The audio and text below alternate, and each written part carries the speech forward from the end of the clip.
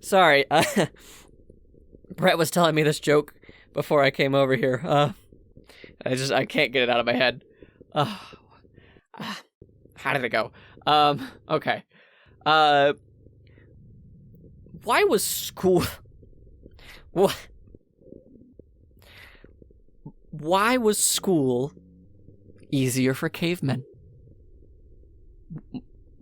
Why? Because I can't hear you. Because they didn't have to study history. It's so dumb. But hey, we don't have stand-up comedy bars or anything to go to right now. So that's the funniest thing I've heard in a long time.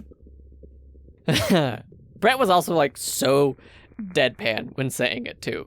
But at the same time, we're talking about learning stuff and how easy it was for me. And he just has this smirk, Like he was so proud of the joke or making me laugh. I don't know. I sure hope he isn't proud of the stupid joke itself, because that was so dumb. I don't know. I guess he had to be there. Anyways, this is Gabe Blythe. One of currently 3 survivors here in the Salt Lake area. You aren't alone, and you can be safe. Come join us. If you aren't so sure, I've talked about Eileen, right? She's so cool. She's just got muscles like a tank. I've seen her move debris out of the way so easily, it would take a team of men to move the same stuff. She's also stupid, deadly accurate with her bow and arrow. She was showing off, and from 50 meters, she could hit a coin dead center every time.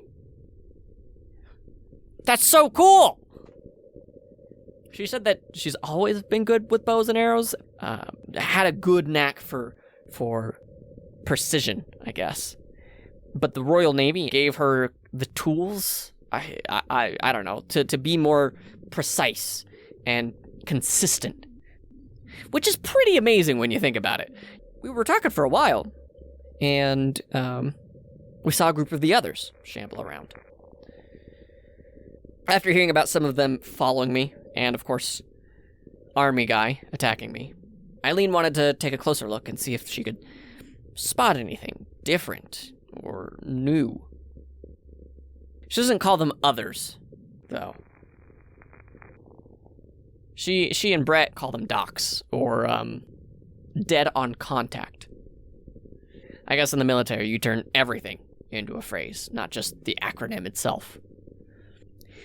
It feels a little inconsiderate. I was going to challenge them on it, but I don't know if it's worth the fight. Anyways, so we're watching them for a while, a couple of hours even. And Eileen handed me the bow and offered to teach me a few things. I declined, naturally. I'm not one for violence or weapons, if I can avoid it. She looked at me, kind of as if annoyed. Or, I don't know, maybe it was disbelief. She clicked her tongue and said, "Well, whatever, just so long as you always have an escape plan." And she stopped, took aim, and let loose. It was all just one fluid motion. And then one of the others just went down. Didn't even twitch. Black ichor pooling around the wound. The others just left him behind. Didn't even look back. "If you don't have an escape plan, you best have a damn good defense," she said to me while packing up, and just walked away. I had to fight the tears back for a little while. Who did she kill? Could we have saved them? In the long run. I'm not a big fan of violence, but I understand it's necessary at times. But I've said it before. We don't know what's going on with the others.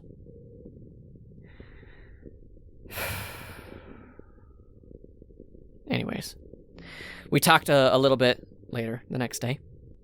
She has some fun stories to convince you that she isn't just this intense combat-focused person. She told me one. So, on any ship, apparently, you never, ever sit in the captain's chair. Rule number 1, or whatever. Well, this new guy is on the ship, and he was, as Eileen put it, super green, and didn't know left from right, which I think is a nautical joke. She sits him down, right, and asks how he's doing. Kid's pretty nervous, but he says he's getting used to things on the ship. She then asks, have you gotten your 15 minutes in the chair? The kid, confused, looks back and asks her what she's talking about.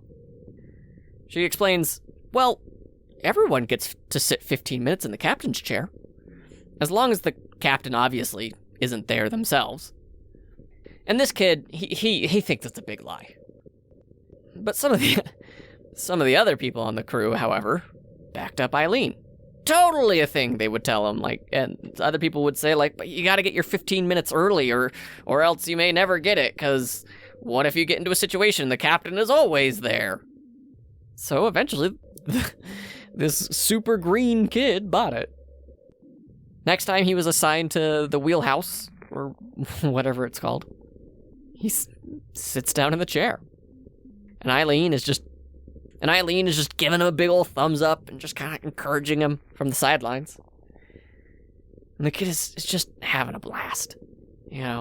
Pretends to be captain, calling out commands that obviously no one would have followed. Just kind of kicking his feet because apparently he was too short to even reach the ground in the captain's chair. Well, apparently, after a few minutes of this, the captain walks in and looks down, surprised that there's someone in his chair. And abruptly, without notifying this kid, the captain says, "Excuse me, Ensign, I think that's my seat." And this kid, oh man, he looks down at his watch, and he looks back up to the captain, and he goes, "But Captain, I still have 7 more minutes." To which then, the entire crew burst out laughing, and even the captain thought it was super funny. You can tell that she loves that story, even though she has a face that's super hard to read. There's that moment of nostalgia that comes across her face. Something brief, but something to put you at ease at the same time.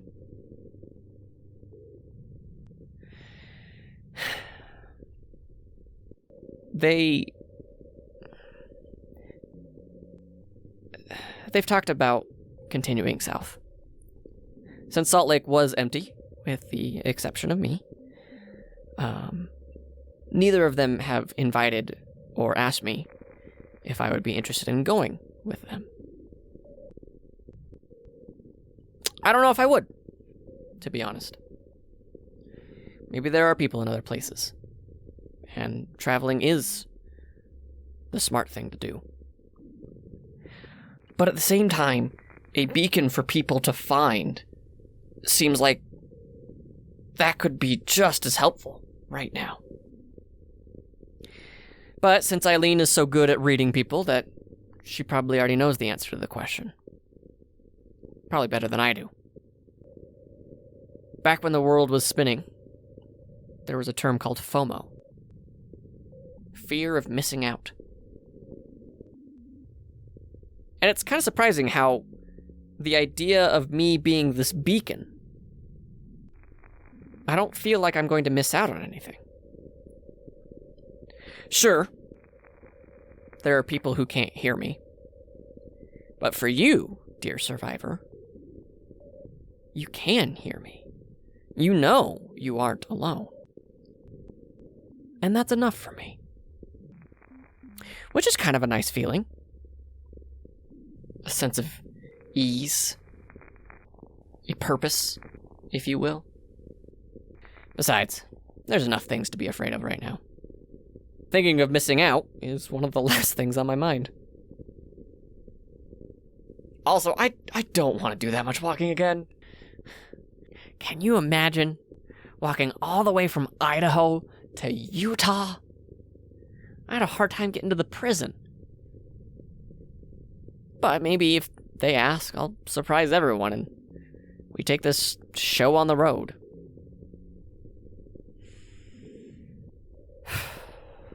In the meantime, you aren't alone. And you don't have to be. I'll still be listening for a reply. And I will be at the college, off State Street, midday to sundown. Good luck out there.